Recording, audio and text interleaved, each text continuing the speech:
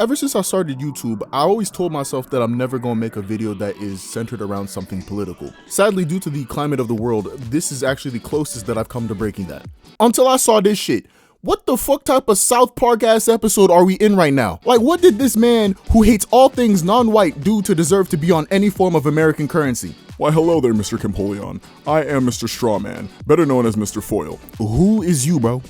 I am here to be a jackass and answer your question at the same time. Okay, so answer my question. What did he do to belong on any form of currency? Well, he's white, Facts. racist, Word of mother. and dead. Shit, you got me there. Matter of fact, that nigga is 3 for 3. That is something that Harriet Tubman could not do. Yes, Harriet Tubman.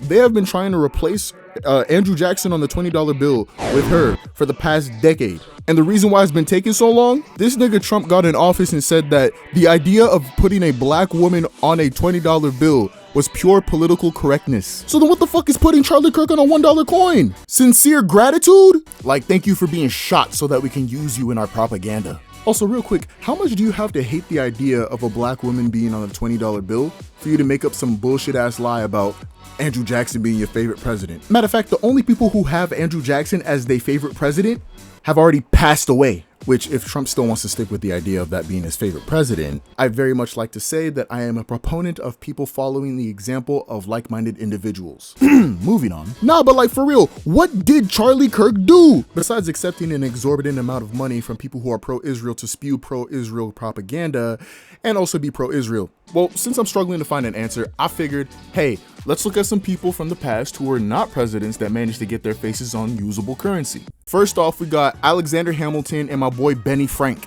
Nobody calls him that. I just made that shit up right now. But guess what? Both of them, founding fathers. And Alexander Hamilton was the first Secretary of the Treasury. Hey, I don't know what that shit is, but it sounds important as fuck. And Benjamin Franklin, he wrote an entire essay about how they should find a way to make farts smell better. Hey, look, I'm just saying, if I was a politician, I'd be doing the same shit. Like niggas out here trying to vote to ban all of 20 trans women trying to compete in women's sports. And yet to this day, whenever I go to pee sometimes, my balls just decide to split that shit into 2 different directions. Got me pissing on a floor and in a toilet at the same damn time. I'm an adult, man. That shit is embarrassing. Like, come on, bro. This is where our attention needs to be focused on. Anyway, I don't give a fuck about whatever else Benny Frank did in his career, but that essay about improving the quality of farts in the world ratios the entirety of Charlie Kirk's career. Moving on to the rest of the people who are on currency. Lady Liberty, also known as the Statue of Liberty. She was made by some French nigga in France. And all she just do is stand there, being a representation of a country owned by Israel. I feel like if I make one more joke like that, my phone is gonna get tapped. Anywho, at least Lady Liberty is an American landmark. Next, we got Sacagawea. She was kidnapped when she was 12 and helped Lewis and Clark to navigate the parts of America that white people had not discovered yet. So by my metrics, she's already done more for America than Charlie Kirk ever did. Although I can't lie, I did see a clip on TikTok about Charlie Kirk shooting threes in a high school American basketball game. And that nigga was going stupid. So at least he's done something. There's a joke that I want to make here, but I'm not going to do it. The last non-president to be put on some currency was someone named Salmon P. Chase. He's a major factor for why paper money exists and is popular. They called it greenbacks back then. Sounds kind of racist. But for those of y'all who like going to the strip club and throwing ones with your broke ass, you should be thankful to him. And for the strippers out there, you should be very, very thankful for him, because stripping would be a whole lot more painful if dollar bills did not exist. Cause like, imagine you working at the strip club throwing ass on a stripper pole and a motherfucker just come up and throw a handful of quarters on your ass. Like that shit a gumball machine. Bro, I'm just saying, if I was a stripper, that nigga would be my idol. Although, to indulge a slight deviation here, my problem with him is the fact that he didn't put his face on like $1 million bill. Like 10,000 is weak as fuck. And matter of fact, don't come to me about like inflation or whatever. Or the fact that he was dead before they put him on the bill. We're gonna ignore that for the sake of this joke. Cause I'm thinking about the number $1 million. I'm thinking about what that signifies. Like if I told a bitch I was on the $1 million bill, it don't matter if I look like Shrek, I'm getting fucked that night. Anyway, based off the examples that I've given and ignoring the fact that some may say that it's unfair to compare him to these people, what significant thing has Charlie Kirk done for America? Not what was he? Okay, get the fuck out of here, Mr. Strawman. What did he do to deserve to be on a form of currency?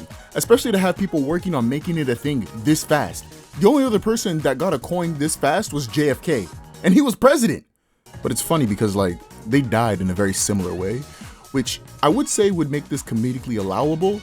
However, they didn't give MLK one, but they did give him a whole day, so it's fine. But yeah, what did he do? Well, he did very so-so at debates. He seemed like a lot of the time that he argued for the sake of pushing his own narrative rather than trying to fully understand his opponent.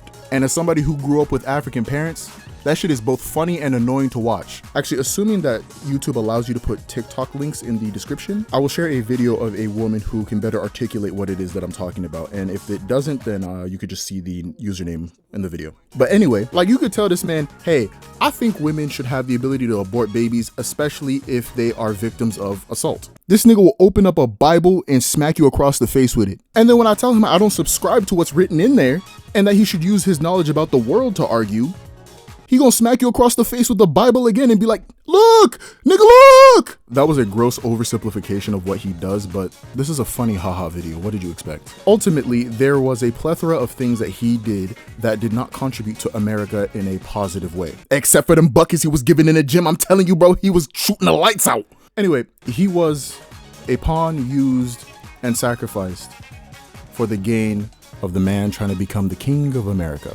So in a weird way, he was kind of like a coin, assuming you squint your eyes hard enough. But if he does become the face of a coin before Harriet Tubman gets her face on a $20 bill, I'm putting my hands on the first nigga to give me his coin as change. Okay, bye. Actually, before I go, imagine if they replaced Abraham Lincoln with Charlie Kirk. I bet you Charlie Kirk would be mad in his grave talking about why'd they put me on a brown coin. Okay, bye.